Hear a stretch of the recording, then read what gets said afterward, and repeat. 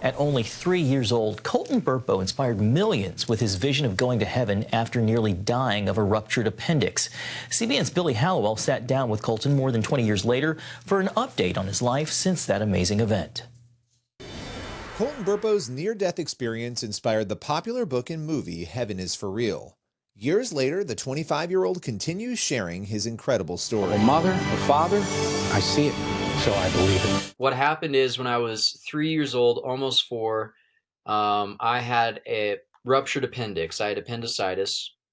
Doctors misdiagnosed it. They didn't catch it for about 5 days. And then when the doctors finally figured out what was going on, I went into emergency surgery. During the ordeal, Burpo believes he experienced a supernatural near-death encounter that allowed him to meet Jesus and experience heaven. I remember lifting out of my body. I looked down, I saw the doctors, they were working on me.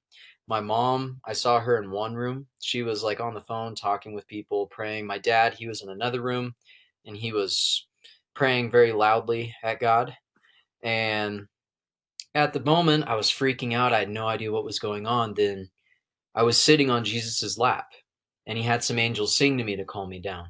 Burpo's description of meeting Christ as well as deceased family members inspired many to think more deeply about heaven and the gospel. Today, he is a married, first-time dad with a powerful calling. He has called me to be a godly man, a godly husband, now a godly dad. And when it comes to the supernatural or what is waiting for us, I'm not afraid to meet Jesus again one day. Like, I'm looking forward to that day. As he awaits going back to heaven, Burpo, who works as a worship pastor and electrician, believes God has him on a more essential mission. My mindset right now is, instead of being so caught up on what's waiting for me, I'm going to focus on the here and now. I'm going to live my life in a way that honors Christ.